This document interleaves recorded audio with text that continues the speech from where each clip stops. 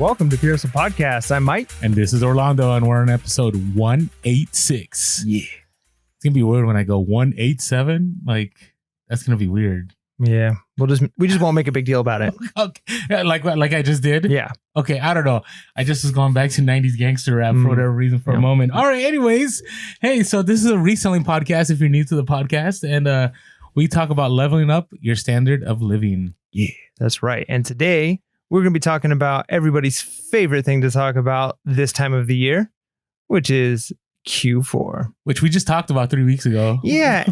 But this is different. Yeah, it's different. And the thing is too, like we talk a lot about Q4 and Q4 because it's the hot topic, right? And it's what all resellers kind of shift and adjust their models and what's going on, and things just change. I mean, it happens in the retail world. It happens it's just a big part of consumer culture is understanding how to capitalize on Q4. And so we want to make sure that we don't miss out on anything, and we want to help share some knowledge so that you can make the most profit possible and not make mistakes during Q4. Yeah, and so the difference between the last episode and this episode is that the last episode about Q4 was about how to prep for Q4. This is about what you do during Q4, right? The actions that you take, and I basically titled it "Don't Leave Money on the Table This Q4." I felt like saying something like, clickbaity, like maximize your profits this Q4. I'll change it to clickbait. Don't worry. Okay, all right. Well, I thought this will be the official title, and then we'll have a clickbait title too. Well, the reason being is that you can make a lot of money in Q4, and I've done that, and I've also lost a lot of money in Q4, and in the end, I end up the same. Like I still end up ahead, but I've shared this before off podcast where sometimes there was one Q4 where I made a ton of money, and the next Q4 I made a ton of money, but I lost a lot of money, so I ended up. It was like normal. Yeah. And it's one of those things too, where like you can take 5 steps forward, but then if you have to take 3 steps back because of mistakes or whatever, you'd have been better off just doing a little bit different tactics, not working so hard and getting 2 steps forward to start with. Right. So that's what we really want to do. Like we want to make sure that wherever you get at the end of Q4, you're not looking back and saying, man, this mistake here cost me money, or this is going to, which will happen anyways. There's still going to be mistakes. Yeah. I mean, there might be, the thing is, it's unpredictable, but it's going to be, did I say unpredictable? Did I stop saying that full word? I don't know. Anyways, it's been a long day. It's very predictable for you to be unpredictable. There you go. But hey, Amazon just announced Prime Day on October 13, which is kind of wild that we're having a Prime Day at the beginning of Q4, right? And then we have Black Friday, which isn't a real Black Friday, but online is probably going to be. Then we have Green Cyber Monday, right? And then we just have all the craziness of the 2 weeks of December. So the point of this episode is how to maximize the money you're making the entire time without losing a ton of money and actually ending up 5 steps ahead. Yeah. All right. So I put this first because I've been getting a lot of DMs like Orlando stuff isn't selling, things are slow. And we get those a lot. But during Q4, I honestly believe there should be no excuses as to why things aren't selling. Right. But there's some reasons why they may not be selling. Right. And so this is basics. Right. So how is for you, Mike, from when you started reselling 2 years ago to now, how have some of these things changed? Like your pictures, your pricing, your policy, like to give you more sales? Yeah. I mean, it's one of those things that you have to have a competitive advantage any way you can. Right. And especially Q4, you're in a place where your competition is stepping it up. And so if you're not stepping it up too, you're going to be in a bad place. And hopefully these things are things that you implement throughout the entire year, especially things like pictures, pricing, policy, like shipping policy, all of those. But there's times when you might have to adjust, right? So maybe you're typically 2 business day because, whatever it is for your shipping, and you realize, hey, if all of my competitors selling the same thing, right? If I'm selling some kind of replenishable Lego set that I'm able to pick up at Target, right? If all of my competitors, whether it's, specifically eBay, and I'm going to talk about eBay because that's what I do. If all of my competitors are doing same day shipping and I'm the only one doing even 1 business day, well, people are going to pick that one, right? Because people are looking for whatever advantage they can get, whether it's shipping, whether it's the price, even if the price is, a couple dollars less. People are looking for those things. Even some of those psychological things like we've talked about, like free shipping, right? And just adding that in and kind of making those adjustments. So you've got to make sure, and I think I've grown a lot. My pictures have gotten better. My return policy is better. All of those things have definitely increased the number of sales that I'm getting.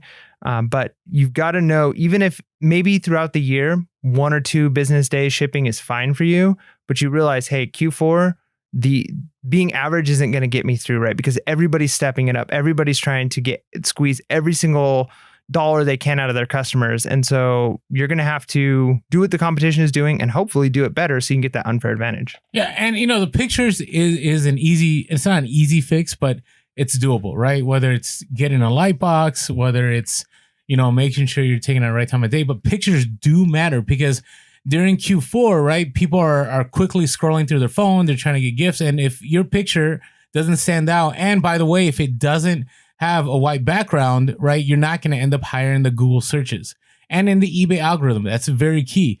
On top of that, your policy and your pricing is huge. So pricing, we've talked about this before. We'll share it one more time. If you have a new item, right, it's the hot toy, right, but there's 30 other sellers. The way I do it during the off season is usually I price it high and I'm willing to wait. But during Q4, you don't, because you don't know when that market's gonna change. And so one of the things, actually, this came from the Resellers Collab. They have that podcast. Our friend Aaron over there, he had mentioned that when they did during, I think it's 2 Q4s ago, they had listed something just under the price that probably, some of the lower sellers were selling it, and they sold, 10 or 20 of them. And then it showed 10 or 20 sold, and then people felt confident buying from that individual. And then eventually they slowly started raising the price, and they're able to maximize their profits and have a lot more sales. It's like kind of like having the buy box on eBay almost. Yeah, it is. It is. And, it's true. On eBay, there are things that help you. For example, you may want to have like a flat price, not flat price, but a fixed price on there. But on the eBay algorithm, and eBay has mentioned this many times, if you have best offer, it actually pushes you up in the search. Now, if you get annoyed by low best offers, you can set the automatic, like, I want to accept anything above this. And actually, I wish I had done this recently. I lost a sale because somebody had sent me an offer and I don't have it turned on because I like haggling with people. And they actually sent out, I think it was like 5 offers to 5 different sellers. I was an hour late to it and I lost that sale. Where if I already had set up to automatically accept, I would have had that sale. Right. And the other thing with returns, and I know this a lot of people do not like returns, especially when you're a brand new seller. You're like, no, I don't want people's stuff. But I'm telling you, like, this is industry standard. Even free returns is industry standard. Amazon will not give you a choice as to whether you want to accept a return or not. It's just the way business goes. And so you may lose money with returns, but you'll gain far more because people want to feel confident. One of the messages I send all the time when people don't feel confident about what they're buying from me, say, hey, by the way, I have free returns. If you're not happy with your item, I will fully refund you plus the shipping. And I consistently send that out. And it always, not always, 99% of the time converts to a sale, right? So this is about Q4. I'm not talking about the other 3 quarters, but in Q4, you got to separate yourself from the competition. And the other one, this is the one that also gets tricky with Amazon, is I have my Amazon Prime turned on my merchant fulfilled. Now, this isn't available to anyone because right now I think there might still be a waiting list. But if you're able to somehow offer expedited shipping, and you might get scared, you might say, hey, Orlando, what if it's a Monday and somebody wants second day air, right? Which does happen. So I've had it where I've had second day air on a Monday and I end up not making any money on a product because I have to spend that extra cash to send that money second day air. It's okay because the amount of sales that I get from having that Prime badge on there ends up separating me from the competition, and I don't even have to do FBA. So it's been really helpful. And by the way, if you just want to turn it on for Thursdays, you can actually use priority, and it's the same thing as second day air because it just has to get there by the following Tuesday. So it's just something to think about. Nice. All right, I had a mouthful there, but I'm telling you, like, you don't want to lose out. Because I've done the merchant fulfilled thing where I wasn't Prime because I'm like, I don't want to lose that money. And I was being overlooked. I'm pretty sure every time buyers were going to the Amazon listing, they're like, I want this now. I don't want to pay extra shipping. I don't want to do standard shipping. I want this as fast as possible. And if you're not doing FBA, to me, that's the way to go, especially like on a Black Friday and so on. So, all right. And then you talked about handling. So are you at one day handling yet? Are you still at 2 right now? No, I'm 1 day. You're 1 day, okay. Yeah, and I would say same day shipping is the best, but make sure you don't have same day shipping that you can't make it happen. So my cutoff is 1 p.m. because I find that like on Q4, if I have too many orders, literally I won't make it to the post office in time to drop packages off, which puts you in a really bad place. So think about that. All right, but what about platforms? Anything you learned about platforms in the last Q4s? Yeah, I mean, I primarily do just eBay, and I know Amazon is probably the Q4 like Beast. gold mine, right? Like that's where it's at. But one thing I've realized, especially Q4, I mean, the local market's always good, but Q4, you'd be surprised at how many people are looking for those hot toys locally, right? That is true. So if you're able to pick up, and I say toys, but it's any hot item, right? So I'm a big fan of eBay. It's great, especially if, you know, you've got a normal day job or you're 9 to 5. And so you're trying to figure out your shipping and all that. But if you have the opportunity to do local, one of the benefits of that is the no fees and the cash in hand. And it's just, it's so liquid, it's fast. You're not dealing with fees. You're not dealing with waiting for a payout from eBay or a payout from PayPal or a payout from Amazon. So local has been great Q4. And then obviously, you know, every platform is going to see an increase, right? Maybe, I mean, I don't know the numbers on Poshmark, but I'm sure like even Mercari, I'm sure Depop, I'm sure all of these markets, all these platforms are going to have an increase during Q4 because people are looking for those things. They're wanting, shopping is up across the board, right? When shopping is going up in Target, it's also going up at Walmart. It's also going up at Marshalls and JCPenney's, right? Like shopping just goes up. So any platform you can be on, this might be the time to cross post, but I would just warn, don't start cross posting in Q4 if you're not sure about the platforms and if you can handle the volume, because you might end up running into the problems where you're all of a sudden things are selling on eBay, but then you're getting those sales on Mercari, and then there's too many sales coming through, and then you're getting messages on local. So know the platforms before you go into Q4 and make sure you already know how to cross list if that's what you're going to do. Yeah, it's good. It's good. Now, I'll throw a little counter to there is that you have to understand, like, to maximize profit, it doesn't mean like you get more money per item. It may mean you get more items sold with less profit per item, right? So to me, if I were to put tiers as to, you know, what ways to go when it comes to Q4, it's Amazon, eBay, Mercari, Poshmark, and everything else. I could be wrong, but you cannot beat the velocity on Amazon. And the reason you can't beat the velocity on Amazon is because that ranking is 100% accurate. Like you just can't beat that ranking because that ranking and here's the thing, the ranking at that time, like it fluctuates so much, right? But at the same time, usually when it's going down, right, that means it's going to be faster and faster and faster. And for example, those of you that are brand new to Amazon, if you pick up anything, right, that is under 1,000 in rank, you literally can buy that in the store, and before you check out, it'll be sold, right? I mean, I just had that happen 2 days ago. I went to a store. The item was actually ranked 12,000 something. I picked up 3. I listed it in the store before I paid for it because I'm wondering what is velocity, and they sold before I even paid for the item, right? And I had to ship it out that day. That's how fast the velocity is. Where on eBay, right, the reason I think things slow down on eBay is because there could be hundreds of listings at the same item, right? Where on Amazon, as long as you put it close to, you know, the lowest price and you have that Prime tag, or if you don't, if you offer free shipping or you offer expedited, people are more likely to see that right away and they'll buy that item. I almost get the picture of somebody walking around a Target or a Walmart or whatever with a couple of big baskets, and they're just like using it as temporary inventory, and that's their office for the day. And they're like, we'll see if stuff sells. I've got my inventory. And if they could test out new products, and if it doesn't sell, then I'll put it back on the shelf. Right? Well, I'm not saying you should do that. I just have this idea. There are people that do that, like live right next door to a store, and like they'll list it, and then when it sells, they'll walk over there. But you don't want to do that. Yeah, that's scary. No, it's nice if it's in your cart. But if it's in your cart, you know, and you're just walking around and relaxing, you know, who knows? Maybe that might be the way to go if you don't have capital, right? If you want to make sure it sells before you buy it. I'm just saying. I don't know. No, it's kind of like a faux drop ship in a way where you don't have the product. I mean, you're doing more work than drop shipping. And drop ship, we're not going to talk about drop shipping. Drop shipping is also huge during Q4 because people are very, I don't know, it's weird.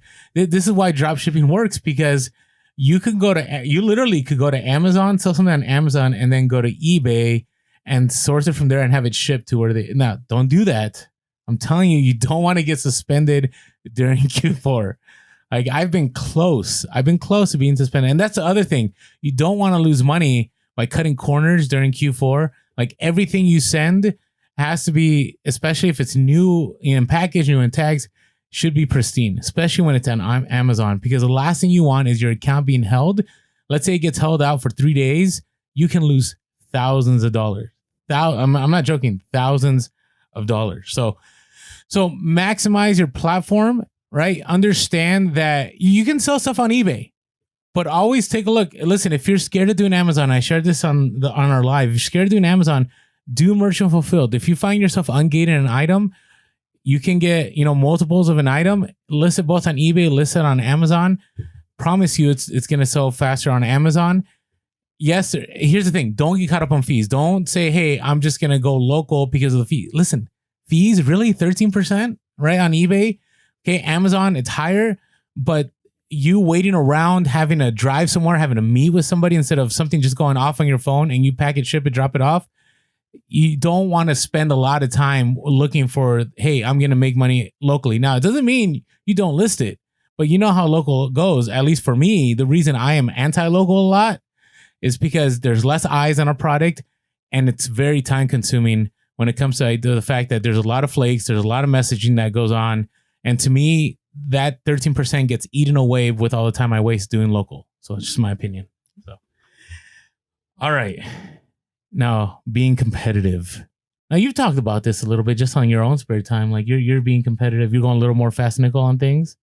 Yeah, no, for sure. I mean, I'm not so concerned now. And that kind of goes back to what we talked about earlier with pricing. I want to get inventory out of my inventory and I want to get cash into my bank, right? Like that's the goal ultimately.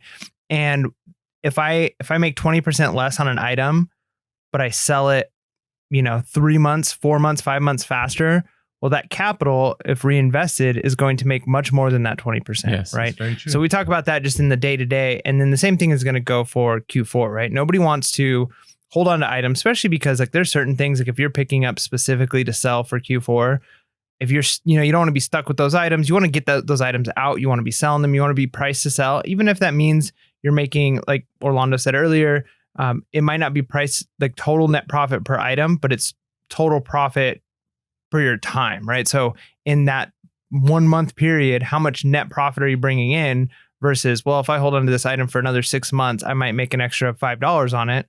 Well, that might be an okay model, but it really is just going to depend. And I think Q4 is not the time to be doing the slow time. And I love, me, I love selling stuff that I've had for like 7 years. Like I celebrate it, but during Q4, like if you get an offer, if there is something like, the other day, I forget what it was. I think it was some kind of shirt that I had for like 6 years and people were like, hey, why'd you let it go for $50? And I'm like, well, I had no action on this. Right. So you better believe the first time I get an offer, as long as I'm making some kind of money, like I'm going to take it. Right. You can't take it personal because you're right. And most studies and I get this comment all the time on Instagram whenever I'm like, I had this listed for 6 years. People are like, Orlando, you could have made a lot more money by then if you had just sold it for your first offer, cash rolled it, bought more, cash rolled it, bought more, which is true. It is true. Right. This is why you see a lot of high volume sellers. They're willing to do, very high volume, especially on Amazon. They're willing to do the 10%, right? Or the 30%, right? ROI on the margins. It's super low margins, but they're selling so much that it's profitable for them instead of just holding out and trying to get the higher price. So definitely not the time to go long tail. You gotta move fast. And I will say this, and before, this is one of the worst things that happened to me was I remember one Q4, I had all my eBay stuff listed. I had nothing new. I had like I had vintage Hawaiian shirts, I had vintage, all this stuff. And like Black Friday came and like nothing sold. And I remember going like, what's wrong? Like everybody lied to me. But you got to understand what merch sells, right? So don't get caught up in this. Now, you should list everything you have, but understand that it's new or newer items right? Like new items that sell really well in Q4. You will get the eBay sales, right? Like Mike said earlier, right? All the ships rise, right? When Amazon is hot, when eBay is hot, when all retail is hot. But at the same time, right, your wave may not be as big as everybody else's because the inventory you have isn't what people are looking to regift in that season. Yeah, and then one last thing on this is, and I don't know if you have this for later on, but oh yeah, I do kind of see it later on, so I don't want to talk about it too much. But you want a price to sell now because you don't want to hold off thinking the price is going to go up because you really don't know. More often than not, it's true. You might end up getting an item and you sell it, and then 2 weeks later, the inventory is even harder to get, and then it's gone up in price by another 50%, and you're like, oh man, like I should have held on to it. But I'd say that's maybe 1 out of 10 times. 9 out of 10 times, items are hot, and then stores get restocked, and then that price plummets, or people start offloading on Amazon, and it's a race to the bottom, right? So you're never going to be able to time the market perfectly, maybe occasionally on 1 or 2 items, but you want to make sure that you're being competitive to sell now, because it's better to have the money in your pocket now than to all of a sudden find that you've missed the time and you're stuck with the inventory. Oh, it's scary. I remember, I mean, that is the next topic anyways, but was it 2 years ago? Scruffaloves, remember those Scruffaloves? Yeah, I had a whole bunch of those. I don't want to remember those, but I remember those like yes, bracelet things. Yeah, the Pomsies. Was it no something Rapples? Yeah, I don't know, one of those. And I had shelves of them.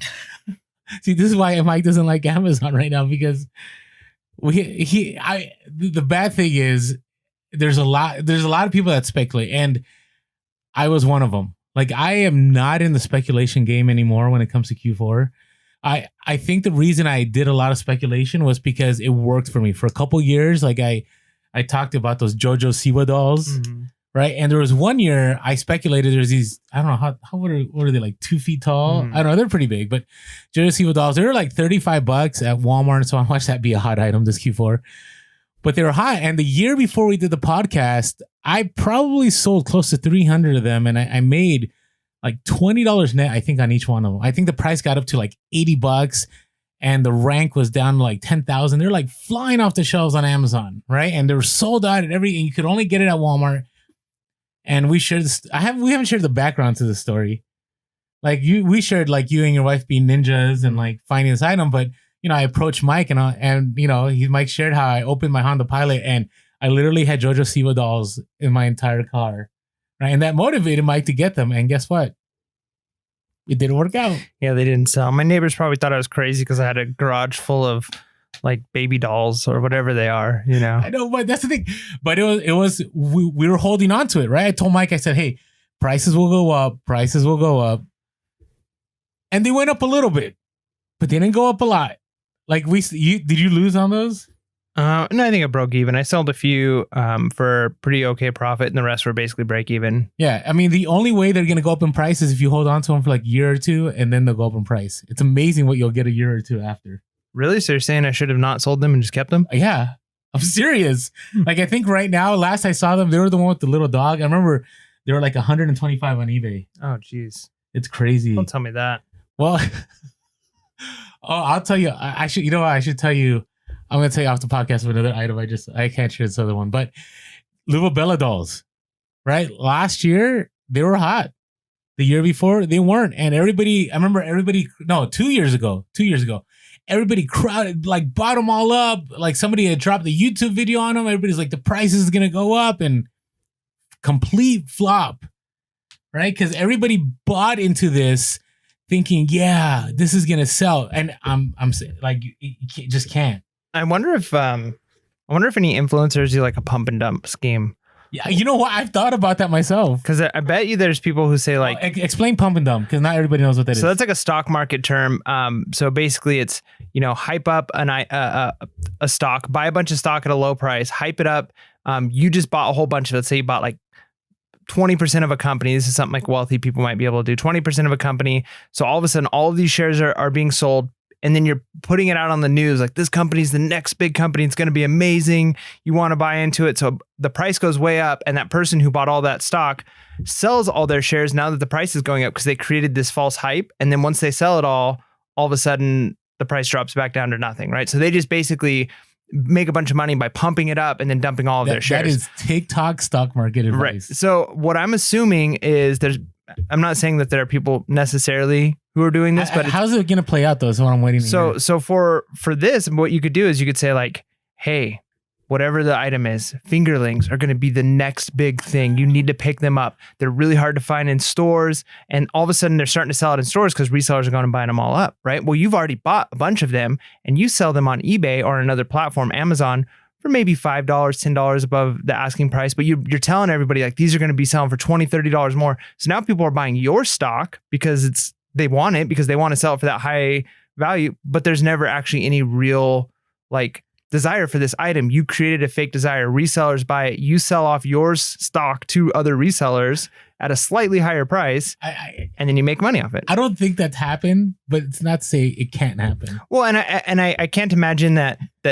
Okay, so even if they don't do it maliciously, like, hey, I'm going to sell my fingerlings for a $5 profit each to resellers because I'm making them think it's going to be a lot.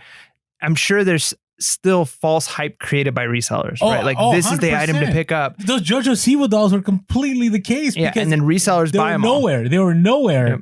But it's only resellers buying them. Yeah, but there was no scarcity. Yep. Like it was a fake scarcity because when you went on Amazon, you went on eBay, prices didn't go anywhere and there was an abundant supply. So who are the people that bought them all out? Resellers. Or should I say scalpers, right? The new term now. So And I'm telling you, this has been one of the biggest ways I have lost money is that I've bought inventory. Listen, if it's selling for a good price and you can make profit, sell it at that point in time, especially right now in this time of pandemic, 2020, who knows what's going to happen in 2020, right? We don't know. Like this has been the year, man. 2020 isn't done yet. I mean, who knows? By the end of the year, there might not even be eBay and Amazon anymore, right? Like, so at this point, sell what you have because you don't know if there's going to even be people, but who even knows if currency is going to exist, right? Ooh, like, okay. I'm just saying. We'll become another podcast right now. That's all I'm saying. But I go back, let's go full circle. Scruffaloves in October. So you could buy these on sale at Target for about $14.99, something like that. And they were going for $50 on Amazon. So you could make a quick $10, $15 because the rank was super low. I think it was around 1,000 or less than 1,000. And they were like selling it. I remember I bought a ton. I had tons of them. I'm like, I'm going to wait. And then the price just tanked. Because what happened is a bunch of resellers jump on the listing. There's a race to the bottom. And I should have sold when there was only like maybe 15 on there instead of 50. And then it was done. So do not.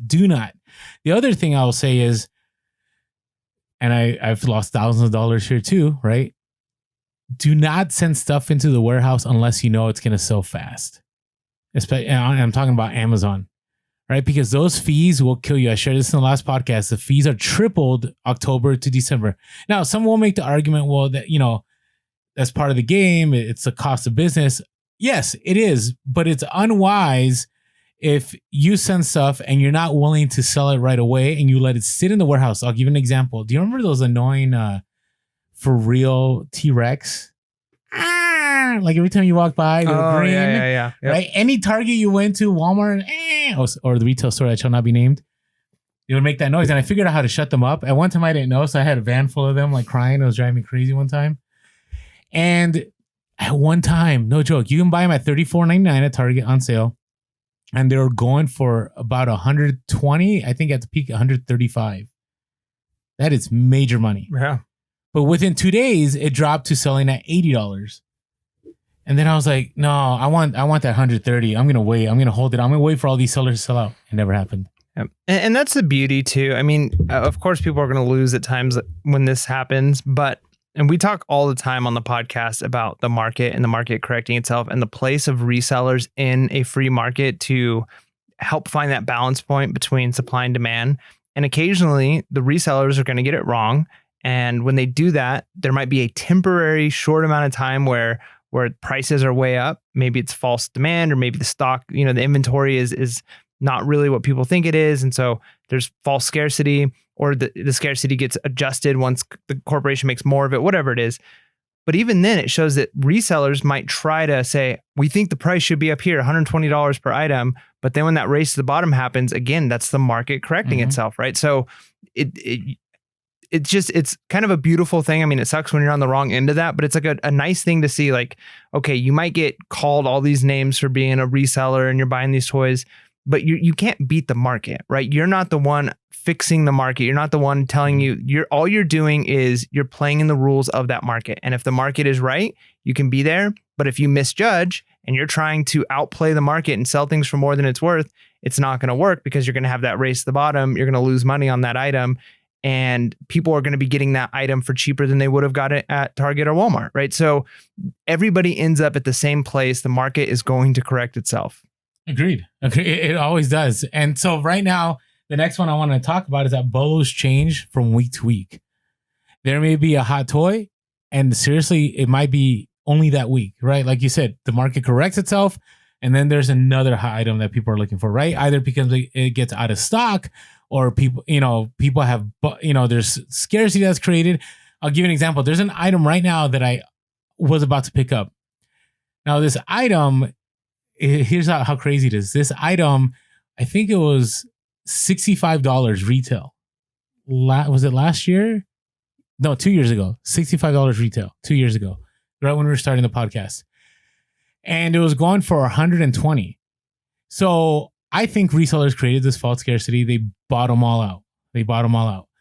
And then what ended up happening is the full restock happened. And instead that item died, and it was another item similar to it that people wanted, because for whatever reason, people get FOMO, right? They want that item that they can't get. So now that everybody could get this other item, they wanted this other item over here. Now, the reason I'm not mentioning that item is I've seen that item right now on shelves for $20. And you could actually double your money if you find that item right now. My concern with that item is that I've seen so many of them that once resellers start sourcing it, they're going to buy it all up and it's going to tank again. Right? But you got to be careful because things are only hot for so long. And at the same time, you also got to know social media plays a major role in this. Luckily, we're on social media now, but I'll give you an example. Last year, we had these, it was like this Captain America shield or something. I don't know. You can get it like at an off-price store. It was like $7.99. It was going for like $35.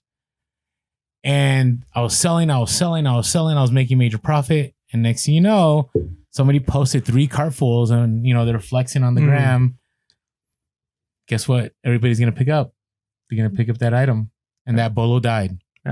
Yeah. And that goes to like the specific of, the groups or people sharing items and losing Bellows that way. But the other reason Bellows change is trends change, right? Like we live in a time now where like a news cycle used to be like weeks or months, right? And now it's like hours. And the same thing goes with other trends too. Kids, I mean, there are certain things that kids are really into, right? It's like Minecraft is been big for a long time, but even that goes in waves, right? For a while, it's like Fortnite was the coolest thing ever. And now from what I'm hearing from kids is Fortnite is like old. If you're still playing Fortnite, that's like, it just shows you're kind of like only like little kids play Fortnite. Like the junior hires aren't playing Fortnite anymore. That's for babies. And it's just like so if you went out and bought all the Fortnite stuff thinking that was what was hot, well, kids change what they like. I mean, and who knows why it is? Is it a few TikTok videos? Is it a couple YouTubers that say like, this game isn't as cool anymore. Now it's this game. Like, is it Reddit? Like things change. And so you kind of got to have your pulse on culture and what's going on, because depending on what YouTubers are saying, depending on what's happening online, understanding meme culture, I'm not going to suggest like any specific YouTubers, but there are a few big ones that junior hires and high schoolers and like young college kids watch like all the time. I mean, I will give one, right? PewDiePie is like, cause he was just like the one, right? Like everybody knew. YouTuber. He was like, he is the YouTuber. And I would watch like an episode or a couple episodes a week for a long time when I was teaching at high school, because I wanted to have my finger on the pulse of culture. Like what are the things they're talking about? So when kids say random things, I know, that refers to a meme. That's an illusion. And then as an English teacher, I got to like teach them through that. But things that would have gone over my head aren't. And now I realize, oh, you're making fun of that other kid. That's not okay. Or, oh, I know what's going on here. Right? And so that same thing, if having your finger on the pulse of culture is going to help with knowing what are the bolos and what are kids actually after. Well, I'll give you an example, even from this pandemic, right? We've joked about this pandemic created a Q4, right? And we're technically going to have a Q5. So I don't know if you guys remember, but Dr. Fauci had that first pitch that went terrible, right? And the baseball card was selling for major money after it got released. I mean, I'm looking now, early August, this card was selling for $400, $500. I mean, all kinds of crazy. I remember I was going to pick this up too, and I should have. $399. But then when I change it, right, to the most recent listing, right, it's $34, $20, $29. I mean, think about how fast that bolo changed, right? Yep. It's a culture shift, right? The news cycle. I mean, that's not too long ago, right? Where's Dr. Fauci now? Who knows? Like, I hardly ever see him on the news anymore, right? But that dude was like the man for a moment, right? Because we got to see that guy on TV almost every day, unfortunately, because of what was happening, right? So understand, because anything that can happen can become in Q4, can become like a Christmas gift because it's kind of cool to have, right? So no, that's a very good point. So, and then know when to get out. We talked about this. We've called it a stop loss, and the idea that like sometimes you just got to liquidate. Even in Q4, you just got to liquidate. I mean, I shared this last year with my my Ryan's eggs. Fingerlings was a nightmare, but the Ryan's eggs was the biggest nightmare because I went on Black Friday. How many did I buy there? I don't know. I bought that was like $3,000 worth. That was a lot of eggs. And the stupid me was, man, nobody knows that there's value in these. No. Everybody knew that there wasn't value in them, except Orlando. Orlando thought he could be the guy that goes against the tide and wins. And so I picked this up, and yeah, price never went up.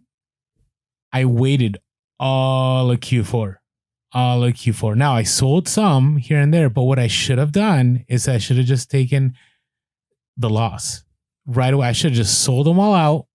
Right, maybe taking $5. I mean, it would have been a loss. I probably would have lost. I remember when I was estimating it was going to be like $500 to $1,000, but that's cash I would have had to roll over and buy more stuff. Now, the other reason I didn't take that loss was because I did return some of them. Sorry, I did that.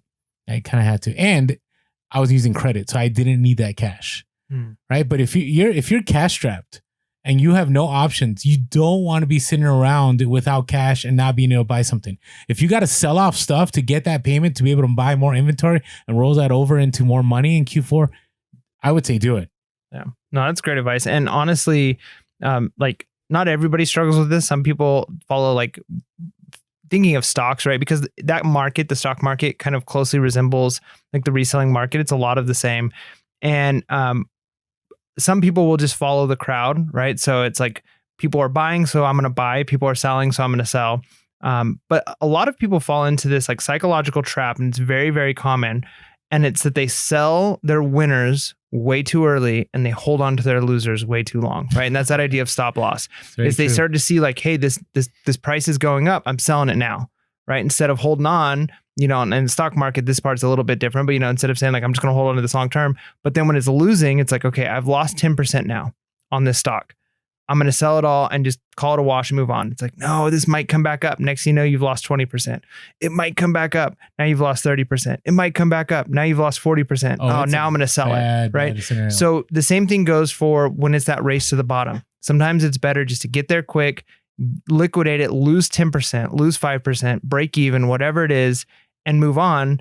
Because if you keep holding out, you're going to be stuck with inventory you're going to end up losing 30, 40, 50% instead of that 10%. So it's hard. It's hard to take that loss, but you got to think about it as you're playing a game here where let's say you got 10 items to sell. You can lose on 2. You can lose on 3. You can lose on 4 of them. You can break even on 2. And as long as you're making money on the others, you're good to go. You come out as a net profit. So instead of thinking about it as like an individual item, that's what you're making net or loss, think about it as the whole, right? So it's okay to have 2 or 3 losers as long as you don't let yourself lose everything on them. And then have some that break even. That's okay. As long as you got 1 or 2 home runs, you're going to be in the green. Yeah, because there's going to be plenty. If you source correctly in Q4, you're not going to go deep on a ton of items. Now, there are some items that I personally have gone deep on that it worked out. right? Amazon never got on my listing. A lot of people, I was able to get items that had maybe 15 on the listing. And it was like that the whole Q4, which was amazing. But I was playing a dangerous game because this item that I was buying was an expensive item. It was over $50. And I was buying tons of them. Had I replayed that in my head, I probably would have sold sooner. I got lucky this last Q4, but you don't. I agree with you, Mike. If there's anything I could take away from the last Q4s, is you just got to move on. Realize there's going to be another profitable item, because it can get scary. It's scary, like buying stocks on margin. That's how scary it can. If you don't know what that is, look it up. We have a whole stock market right now that's doing that right now. So anyways, all right, enough with the history lesson. All right, so that was know when to get out. Hey, by the way, though, we are going to jump into our... not going to say what it is yet because we got to talk about social media. Yeah. So, hey, if you've been following us on social media, we are on Instagram, Facebook, and TikTok. We are Pure Hustle Podcast. On Twitter, we are Pure Hustle Cast. If you want to watch our mugs, you can always go to YouTube, hit that subscribe button and that bell notification. By the way, we're almost at 4K subscribers. So yeah, let's get to 100K because I want to get, what is it, the diamond play button or the platinum play button? Help us get that. I was just looking to get to 4, but Yeah, no, 10X, man. If 70 people that listen to this podcast just went over and hit that subscribe, we'd be at 4K instantly. Yeah, be that person. Be that person. We won't know, but we'll be. Actually, we could know, kind of. Like if we look at... Anyways, it doesn't matter. Just help us out. So, hey, and by the way, thank you so much. Those of you that leave us with phone calls and emails and messages, you could always call us at 619-738-1170, 619-738-1170, or you can shoot us an email at purehustlepodcast@gmail.com. That's purehustlepodcast@gmail.com. Yeah. And thank you all for the awesome reviews. Always helpful in the algorithm on the iTunes reviews. And thank you for the donations and buying the shirts and all that. Because like we shared before, we are kind of... I don't know. We're going to start dabbling in different ways because sponsorships right now aren't necessarily cutting it. Yeah. And so we're going to probably try to figure some things out, but our content will be free. That is our goal. Okay. So be aware that every time you help us out in any way, which way you can, whether it's writing a review, a donation, a shirt, whatever, always helps us continue providing, I want to say awesome content, but I don't know. Hopefully it brings you value. Yeah. Content. We'll just set the bar really low. Well, no. We give you content. I'm confident about what we deliver. Like, you know what I mean? Like who goes like, I'm going to deliver this terrible podcast. Isn't that like a commercial for a while of like, it wasn't Captain Obvious, but it was something like that. Like where it was like marketing, but basically saying you're going to give them like terrible, like, I can't remember what it was, but it's something like that where it was like a plumber that's like, yeah, I'll mostly fix this. Oh, that's terrible. Like one of those. Yeah. No, we could go that. We are the fastest growing reselling podcast on the market. Yeah, we are the fastest growing podcast about reselling featuring two bald bearded men that you're listening to right now. That's what it is. Hey, if you guys want to hit up Headblade or any beard company to sponsor us, that'd be great. Yeah, that'd be great. So not that we haven't tried. All right. Now that we're done begging. Well, were we begging? No, we're having a conversation. No, it's good. Yeah, it's true. Okay. All right. But come on, hustlers. It's the freaking hustle of the week. Yeah. Hustle of the week. Here we go. So our first hustle comes from John, Instagram handle @RetroDucks. That's retro_ducks. Love that. Has been a hustle of the week before. So we picked up a Danbury mint lighted Christmas tree at an estate sale for $10. Nice. Listed on eBay, even with some missing parts, and a lady decided to do a local pickup. I haven't done one of those yet. And said she had been looking for it for years, sold it for $400. I'm gonna start picking up Christmas trees. That's they are bolos. Like if you get certain Christmas trees, they are bolos. Oh, I'll be looking for the Danbury mint lighted Christmas tree. That's the one. Pretty sure that's a tough one to find. No, that's the one I'm looking for though. So because I want to make that kind of money. So that's awesome. I mean, it just goes to show like somebody was looking for that for years. There's buyers out there for the right items. Some are willing to even do local pickup, right? So good job. Good job. Those are some of the best stories. Yeah. I love it when somebody contacts me and says, I've been looking for this my entire time, because you never know, right? So you get that altruistic, right? Endorphin kick. Is it endorphin? Yeah, it is. Okay. And you also get that cash money, and literally cash money. So Great job there, John. Retro_ducks. All right. So we have Chelsea, IG handle, Monarch Alley, child of the 80s, picked up a Nintendo Power magazine. Do you remember Nintendo Power? You're too young for Nintendo Power. Yeah, too young. Man, you missed out. Nintendo Power was a magazine. I had a subscription. Every time I got it, I read every single page, even the ads. It was so good. It was just incredible. They need to bring Nintendo Power back. So, bought it with a bunch of books for 25 cents. It was a 1988 Nintendo Power. First issue, volume 1, 1998. No, 1988. 1988. Put it up for auction at $75. So she knew what she had, right? Sold for $202 to somebody in France. Wow. Via eBay's global shipping program. Bonjour. Listen, that is an awesome find, Chelsea. Bothered me a little bit because I literally had every issue from its beginning until like the mid 90s. But I didn't think it was going to be worth anything. That's like those stories of like my mom threw away all my comic books. Yep, that's what happened. Mm. I used to have all this starter gear. I had all these Iversons, all these Jordans, and I went to college and yeah, I don't know what my parents did with my stuff. What can you do? I'd be rolling the dough right now. Yeah. So Well. great job finding the Nintendo Power. It brings back so many memories. See, Nintendo was a thing because I'm going to get nostalgic here. Those of you that are children of the 80s or the 90s, do you remember like whenever anything dropped, it wasn't like now where, you know, you got the bots and the bots like control and like PS5 sell out like in half an hour. You literally had to go to stores, right? So the best rush was like getting into Toys R Us, like Super Nintendo's out and boom, you're able to get it. You go, it was such a great feeling. Yeah, and the competition between the different brands back then was pretty amazing. Like there was a slogan for a while Sega had when Sega was kind of first starting, where they were their slogan was something like Sega does what Nintendo don't. Yeah. And it's like, yeah. And Sega did pretty good until the Dreamcast, and then, you know, it was a flop. But Dreamcast wasn't that bad. Well, but it wasn't successful. My parents dropped, I think, like $400 on that Dreamcast. It wasn't that great. Now, for reselling purposes, it's a bolo. Speaking of, I have a Dreamcast I haven't tested. I need to go test it out. You should remind me. Do it. Okay. I'm going to ask you to read the next one because I glanced through it and I'm not sure I'm going to be able to do it coherently. You're going to be correcting me the whole time. So I typed it so fast. So we were supposed to do this podcast another night, but things happened and I rushed through it. And that's what you get when you rush through it. So, all right. I'm sorry, Mike. So no, it's okay. I just, you know what you wrote better than I do. So hopefully. I'm glad you caught that. This is like when I was in school. I have really bad handwriting. I've worked really hard over the years to like practice my writing and my print, making it really neat. But if you're just telling me to write without trying to make it neat, it's almost illegible. Like I would always be asked by teachers, what does this say? And they'd hold it to me and I'd look at it and I'd be like, I'm not sure. Right. So that's Orlando's typing isn't that bad. No, but I don't even know what. Now, I don't mind sharing this one because I am a Christopher Nolan fan. Like I would tattoo Christopher Nolan's face on my arm. That's how much of a fan I am of Christopher Nolan. All right. Okay. All right.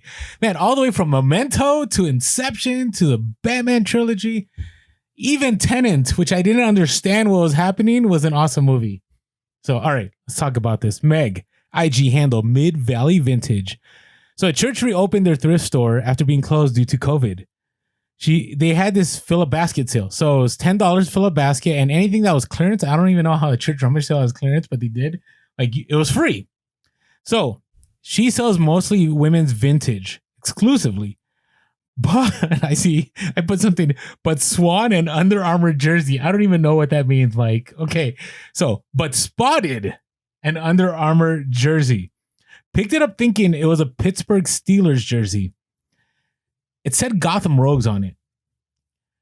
Put it back thinking it was... you got to read these typos. I put it back thinking it was a local lacrosse team. Okay, I get it. So she put it back thinking it was a local lacrosse team. But then found out she had room in the basket, so decided to still pick it up. It was a replica movie jersey from a line called Dark Knight X Under Armour. So it's a collaboration. And if you're trying to figure out what this is, so do you remember? This is my favorite Batman movie, Dark Knight Rising, right? Remember Bane, right? And like Bane, the character Bane is so good that like you want to be on Bane's team, right? What? Like in the beginning, it's like Money Heist. So if you caught Money Heist, it's like anti-system, anti-establishment. Like for a moment, we all have those moments. Right? Right? Because as men, we want to be free, right? Universal, right? Men, we want to be free, right? But right, because there's this thing like about this is like becoming a movie review in the beginning when they're on the plane, that first scene, right? And one of Bane's followers like, all right, brother. He's like, brother, you need to stay behind. And he like does like gives him. If you notice on YouTube, I give I give Mike a pat. Okay, whatever. And he's like, you must stay behind for the cause, brother. And like the guy's willing to die for the cause, and then Bane is fast forward a little. So the whole time, right? Bane is basically like, hey, I'm gonna bring justice, right? Because that's what Ra's al Ghul wanted, right? He wanted justice in Gotham. And you had to eliminate the evil in Gotham to have justice. But actually, it was a power play by Bane. I'm not going to ruin the movie for you. Anyways, fast forward to the scene at the football field. At the football field, they're doing, the national anthem. And there's this football team that's standing there with their hand over their heart. And that is the Gotham Rogues. That is the football team, right? So that's what these jerseys were.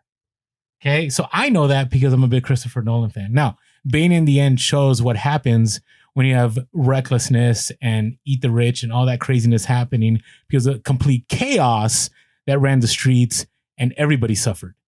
So in the end, it was what was meant for good was evil. So yeah. Okay. All right. Getting back to this, how did I get in? I went into my Chris Nolan land. All right. So she picked up this Dark Knight Under Armour collaboration jersey. She knew that they were going for $400 on eBay, but it was used and it sold for $150. Yeah. So she basically paid probably like under $1 for that jersey. It's a sweet jersey. Yeah, that's pretty awesome. That's cool. You should have bought it. You should buy one. I you know what? I don't know. Like I didn't even know those existed. I've never seen you fanboy so much as I just saw you fanboy right now. I think you need to buy one of those jerseys. Well, because every movie is a classic. Like Memento, like do you remember Memento? Mm-hmm. Like what is it? He like has to it goes backwards to go forwards, right? Yep. And then Inception, like different layers. I mean, it was so good. So good. All right. Anyways, great job, John Retro Ducks, Chelsea Monarch Alley, and Meg Mid Valley Vintage. Appreciate you sharing your hustle of the week. Always grateful because if you're not following Hustle of the Week, you're missing out on major bolos. Like that is bolo land. Hashtag Hustle of the Week on Instagram. So, all right, Mike, what's your hustle? All right, my hustle of the week is consistent bread and butter sales from consistently listing. Right, I haven't had any huge high dollar sales of like I paid $1 for this and sold it for 150, but my sales have continued to go up and up and up, and I'm listing more and more and more, and it's a hustle of the week because there were a few weeks there where it just wasn't listing as much, wasn't as active, wasn't getting as many sales, and then now that I'm starting to list more sales are coming through, and I'm seeing that business bank account going back up, and so it's a hustle of the week because I hustled for a week and now I'm making money. Okay, we'll take that. Yeah, that's good. That's good. Hey, I mean that's a clue out there for you guys. If you ever wonder why things are getting maybe stale, maybe you just need to hustle a little bit harder. Hustle harder that week, and you'll have some hustles of the week. Yeah, and list every day. I mean, some might say you don't need to, but I'm telling you, I've had tons of luck this last month. Not luck, it's been hustle. But I've listed every day. I'm trying to list about 10 items a day at the least. It used to be 5, now I'm making it 10, and it's been good. Good. So all right. So I'm gonna share a hustle of the week that I couldn't share last Q4, and hopefully this isn't a hot item this year. Yeah, you're probably destroying a market right now. You think so? Maybe. You never know. I'm gonna be very because people may not know what I'm talking about. So last year, right? So Quick Ship Quick knows what's up because they were with me when this happened. So there was this Hogwarts advent calendar, and picked it up, and it was $20, and there was like maybe 2 people selling it, And I decided to list it high. Now the ranking was obnoxious. It was like 100 and something K, I think, on Amazon. So I listed it for about $80. I sent it in, and it's scary because some of those advent calendars, you have to be really careful because, you know, you just punch through one part and like the calendar's done. So I was the only one on this. And I remember like Hugo remember this. He did his merchant fulfilled, and it was brutal shipping it. So I sent to the FBA, and it was wild because on a hunch, thinking like there's only so many people that can get this item because this wasn't like your everyday store that you can get this at.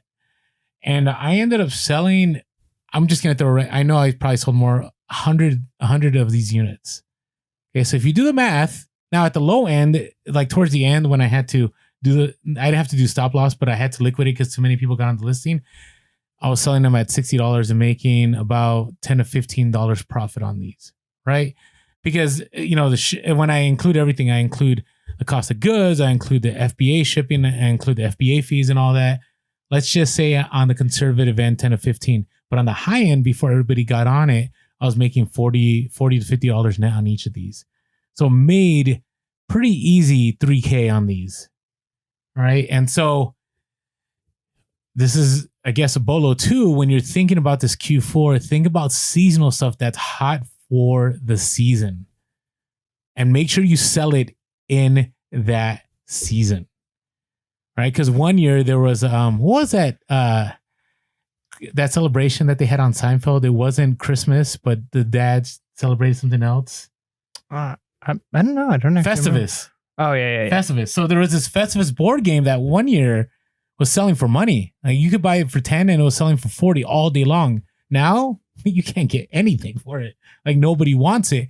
And the moment, I think it was before Christmas, it was like December 16, 17, tanked because nobody wanted it anymore because there's no more Christmas parties. And be aware right now, be careful about buying games that were hot during Christmas because I don't know how many Christmas parties are actually happening. Right? I'm so sad. I love Christmas parties. And there's none to go to. Kind of sad. So maybe we'll do a virtual Pure Hustle podcast Christmas party. No, I'm just joking. We won't. Mike didn't even react. We're gonna sing carols and drink some hot cocoa and all wear our pajamas and we'll bring all of our traditions PHP pajamas, limited edition. All right, let's continue on before I say anything else stupid. All right, so next thing I want to discuss is you should be decimated at the end of Q4. So 10% of your stuff should be gone? No, all of it. Oh, that's not decimated. What is decimated? Decimated is 10%. Wait. You're a history guy. What? Okay. So the term decimate came from the Romans. I'm looking this up. Would decimate the opposing army, and they would go and they'd pull 1 out of every 10 men out of the line and kill them. You kill 1 in 10 was decimating. Okay, so that's one definition, right? Yeah, you're right. Killing 1 in every 10 of a group of soldiers as a punishment for the whole group. And then that term ended up over time changing into just like total destruction to decimate. Okay, that's the definition I was looking for. But the more clear, like the precise definition is 10% of your inventory should be gone. This is like, hey, whatever happened to our Masterpiece Theater music? Like our Level Up review? It just went away. I know. To ask you one day. I don't know. Let us know in the comments below. Should we bring it back? Should we bring back the classical music for the intro for our Level Up reviews? Or do you just like our techno upbeat music? You know? What are you vibing to? Let us know. It just hit me. Like, when did it end? It's been a while. Yeah, I just wanted to see if anybody would notice, and nobody did. I did notice. I just kept forgetting to ask you. Okay. So here's the thing. I used to, and you'll hear previous podcasts, I always say, with our podcast, make sure what we're saying is relevant. Because it may be irrelevant a year or two away. But I've said in previous podcasts, like, hey, Q4 goes on to January. There is some truth to that. There are still people that have gift cards and people that still want to buy and so on. You can still I make a lot of money in January too. But don't have that as the end in mind. have it that, hey, by the time December 20th, 21st, 22nd rolls around, you are completely obliterated of inventory. Like you have no more. And I'm talking about Amazon. eBay, obviously, if you have vintage stuff, it's going to stick around, right? But even on eBay, listen, there's no better time to sell your stuff than Q4, right? I know the clothing market is hot in April on eBay and March, and those are good months for used clothing. You know, I know that July is good for sandals and Hawaiian shirts and all that good stuff. But if people are wanting to buy in Q4, sell it all. Do not hold. This is one of the biggest mistakes I made my first 4 Q4s, and now I'm Q4 6, is I would say, you know what? I want more money for this. I'm going to wait till January. No, make sure your Amazon, if you like it, you should have no storage fees come January because you removed everything out of the warehouse because you sold it all. I don't know. What are your thoughts on that? Too much? No, I mean, I feel like we kind of said that pretty much all podcasts already is sell what you have and get rid of it. Yeah, do it. Just do it. All right. Hey, realize you have to spend money to make money. Q4. You really do. Now, Mike might push back a little bit. I'm more of like scared money is no money. Like you have to go all in. That's my belief. You have to go all in. And I will tell you, it's been scary for me. I've had moments where I've been tens of thousands of dollars in debt, and I really felt that, well, I guess I'm done with reselling. And then the first beautiful weeks of December hit, and all that is gone. All my credit cards are paid back by the end of December, and I have profit on top of that, and my credit score rebounds. I know we did total money makeover. I know, just saying that's what I do for Q4. But if it's cash and you have the capital, if there's ever a time to roll into that capital, it's Q4 for me. I don't know. I want to hear your thoughts on this. Yeah, I mean, I'm more conservative on the in the sense that I would say make wise decisions, and yeah, you've got to spend money to make money, but I would say don't be reckless about it. Don't think that because you spend money you'll make money. There's a difference between those two things.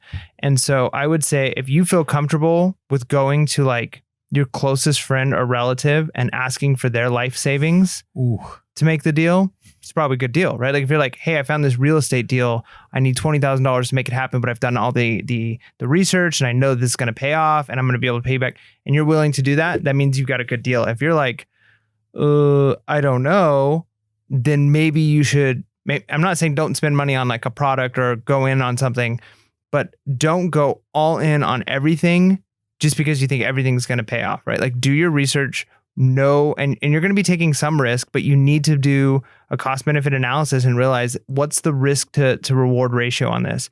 And if this risk to reward ratio is, I'm going to go $5,000 in debt, I'm going to put this purchase on my credit card and I'm really hoping that this pays off and it's all speculation, I think that's probably a bad idea. He's talking about me right now, but that's the old Orlando. But I'm telling you, last year, every year I this happens to me every year, except maybe the second year that I've done Q4. I walk away going, I should have spent more. I should have spent more. I should have spent more. Because the more you spend in Q4 on profitable items, the more profit you're going to make. That's just the way it is. And everything we're seeing right now, right? Whether it's UPS hiring 100,000 people, whether it's the post office raising rates, whether it's retail experts saying that people are going to be buying for Christmas earlier, whether it's eBay even saying that there's going to be more sales earlier on for Q4. To me, I always hate it when I end the Q4. I'm like, I should have bought more. Like, case in point, this one item that I'm hoping, shows up on the scene again. It's disappeared now, but I made a good 10K on it and 10K net. It was great. But I was scared. I probably could have made 30 to 50K had I just got a van and just only sold that and drove through the entire state. Now, I also was trying to be wise because I was like, hey, what if this tanks? What if somebody gets on the listing? Da, da, da, da. But man, if I could replay that, right? And we all say that, right? Hindsight's 2020, right? It's an old saying, but if something good is going, like this summer was an example, right? This summer I bought an item, right? I sold 700 units of it. I made $60K. I mean, that's gross on it. I went nuts on this item. And the only reservation I have is I didn't have a bigger van in one of my stops. When I stopped into one town, if I had a bigger van, I probably would have made another 5K, and I lost that 5K. But I have no regrets. All the traveling, all the time I spent was all worth it. And it allowed me to be set up for this Q4. Okay, and the last part here is no regrets. I've mentioned this. Except for that goes against what you just said. Is it really? Yeah, because I mean, your whole last point was you regret not buying more and spending more money. This summer. No, last Q4. Yeah. Yeah. Yeah. So if you're saying that the to go into Q4 with no regrets. No, and Q4 with no regrets. Right. So when you say have no regrets, is that like no matter what happens, don't regret it? You did the best you could? No.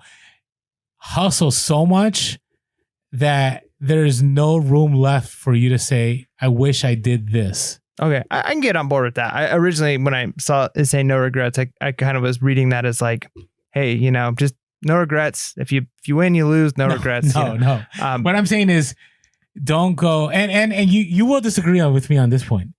I'm a big fan in Q4, like no family vacations, no get-togethers unless it's a must. I'm like, if I could, I would spend every waking moment doing Q4. Now, obviously, I have kids. Obviously, I have like events to go to and parties, but there's this peak time, right? From Black Friday until the second week of December, where outside of going to church and outside of whatever family event I have to, if my kid's performing at something, that's all I'm doing is Q4. I am doing I'm recording our podcast. That is all I'm doing. I am not, if somebody's like, hey, let's go grab dinner. I'm kind of like, no, I got to work. I got to work. Because literally there are moments in Q4 that you're making thousands a day. I'm not exaggerating. You're making thousands a day. Right. And so if you, one day you're like, I don't know about today. I want to go to the zoo and I want to spend 8 hours at the zoo. Those 8 hours, you could be talking about you lost 3 to 5K. Who knows? And for me, I can't risk that. But again, that you would disagree with that. Yeah, I think I would try and bring balance to that, because that may be right for you if that's the way you're wired and you're okay with that. I would say, and this is me just pushing back on you on that. I'm okay with that though. I would say I don't know if there's many people on their deathbed that think I regret not making more money at a certain point in my life, as opposed to I regret not spending more time with this person or that person, or right. Like, so at the end of the day, and again, like, I'm not saying don't work hard. Like, I definitely think you should. And for me, a big part of it is like research, right? Like you should know at the end of Q4, if you lost money on a product, it wasn't because you were being foolish. It was because you made the best decision you could possibly make given the information you had, and you're not going to regret that decision. And you went as hard as you could. But I also think you might end up regretting, hey, I wish I would have spent a little bit more time with family and friends over the holidays for 5 years, 10 years of my life when I was reselling. I made an extra $100,000 over the decade, but I missed that time that I'll never get back, right? So regrets come in a lot of forms. And so you really got to find balance of what's right for you. And you might look back and say, I do regret working that hard every Q4 for years and years and years and missing out potentially with family time or with, maybe some sanity or memories or whatever else it could be. So I'm not saying that that's going to happen to you if you work hard. Don't hear that at all. You've got to find the right balance for you. And so a lot of times I think people fall into the ditch of they become workaholics and they work so hard in their life and they lose relationships, and other people in the name of relationships never work hard in their life and end up not actually having good relationships because they're so indebted and basically a slave to their debt and a slave to, money, stress, and those things that they're not sleeping and they're stressed and they have strained relationships anyway. So you've got to find, I feel like, a right balance where you're working as hard as you possibly can work without sacrificing other things that might be more valuable at that point, right? There's always going to be, it's like a tipping point. Like you need a certain amount of money and a certain amount of work ethic to be able to have the best relationships in life you can have. And after a certain point past that, you're not actually getting exponentially more gains. You might actually be losing quality of life. So you got to find that point for you. No, that's why I appreciate that we both do this podcast. Because I think you're right. I think you're right. That's right. If you listen to our Chris Voss Level Up review, that's right. It means that I agree with him instead of just saying you may be right or you're right. And this is why I'm talking about, I'm specifically talking about this Q4. Because this Q4 to me, I don't want to lose out on this opportunity. I don't know if everything is aligned the way it's aligned. I don't know if there's going to be another opportunity like this Q4. So this is why I'm going to do this. Now, you've heard me in the previous Q4 podcast and the year before say the same thing. And I don't plan on going this hard for the rest of my life. I just know right now, right? I shifted from a 9-to-5 and it's my third year full time. And I need to set up some kind of stable foundation so I can build more. I can get into real estate. I can do this. And I need these moments of dirt where I'm just grinding and grinding and grinding so I can eventually have more time later on. So that's just my thoughts on it. But if this is going to be a Q5 and it's going to be that good, which again, we don't know, but everything is telling, even though sometimes I'm wondering, like, are we in a fantasy world right now? I do. But so far, so good. I mean, reselling has not stopped. eBay sales have not stopped. Amazon hasn't stopped. We're still chugging along and we're going right into Q4, which could be one of the best Q4s we've ever had in reselling. Hopefully this episode brought you value. Hopefully you're able to take actionable steps. Yeah. And later on, it'd be awesome if you shared with us how you took some of these actionable steps and it helped you out. And maybe we could have in our reflection episode, kind of some of these comments that we bounce back and forth. You call us in, whatever it is, because we always have that reflection episode at the end of January. That's so, right. With that being said, hope you have an incredibly, I fumbled the ending. With that being said, hope you have an incredible Q4 and always be real. Be relevant. And be reselling. Late. Peace.